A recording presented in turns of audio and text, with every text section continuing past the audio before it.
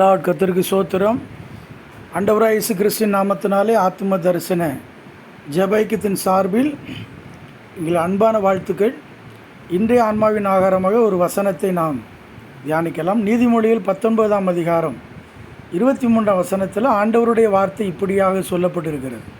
கர்த்தருக்கு பயப்படுதல் ஜீவனுக்கு ஏதுவானது, அதை அடைந்தவன் திருப்தி அடைந்து நிலைத்திருப்பான், தீமை அவனை அணுகாது அப்படின்னு ஆண்டவர் சொல்கிறார். இன்னைக்கு கர்த்தருக்கு பயப்படுதல்ங்கிறது எல்லா இடங்களிலும் இல்லாத ஒன்றாக காணப்படுகிறது.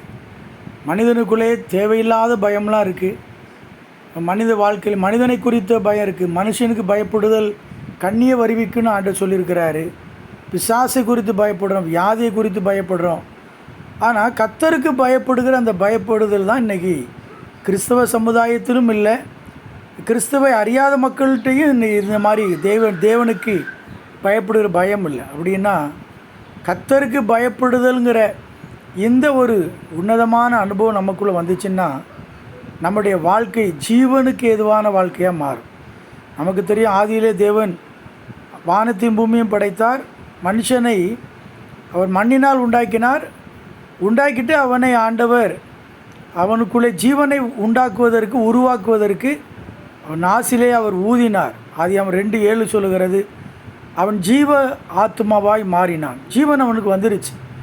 ஆனால் அந்த ஜீவன் இன்றைக்கி பாவம் செஞ்சதுனால அந்த ஆத்மா மகிமை இழந்து பரிசுத்தத்தை இழந்து தேவனுடைய கோபத்துக்கு ஆளாகி திருப்தி இல்லாத வாழ்க்கை, ஒரு பக்கம் பயம், கலக்கம், பலவிதமான நிந்தைகள், அவமானங்கள், போராட்டங்கள், இது அடுக்கடுக்காக வந்து கொண்டே இருக்கிறது.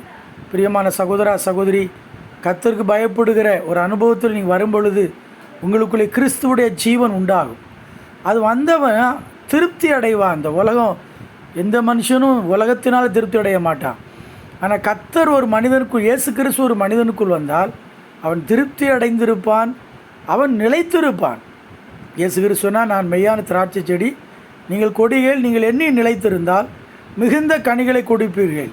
நிலைத்திருக்கலைன்னா என்ன நடக்கும்? அது வெளியே எரியுண்ட கொடியை போல் அது காய்ந்து அது நெருப்புக்கு அது இரையாக்கப்படும் அப்படின்னு ஆண்டவர் இன்றைக்கி சொல்லுகிறாரு. கர்த்தருக்கு பயப்படுகிற ஒரு அனுபவம் நமக்குள்ளே இருந்தால் அது உயரை போன்ற ஒரு ஜீவனுக்கு ஏதுவானது. அதை அடைந்தவன் திருப்தி அடைந்திருப்பான், அதை அடைந்தவன் நிலைத்திருப்பான், தீமை அவனை அணுகாது. இந்த உலகம் முழுசும் தீமைகள் நிறைந்திருக்கிற எப்பக்கத்திலும் இன்றைக்கி பொல்லாத பிசாசு மக்களை வஞ்சிப்பதற்கு, மோசம் போக்குவதற்கு, எங்கே பார்த்தாலும் கொலைகள், கொள்ளைகள், எங்கே பார்த்தாலும் பாலியல் வன்கொடுமைகள், மனுஷன் வெளியே போயிட்டு உள்ளே வருவது என்பது கடினமான காரியமாக இருக்குது.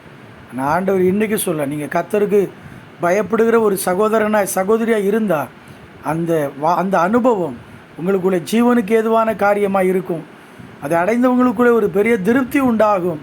கர்த்தர் பார்த்து கொள்வார், கர்த்தரின் மேய்ப்பராக இருக்கிறார், நான் தாழ்ச்சியடையேன் என்ற ஒரு உன்னத அனுபவம் வரும்.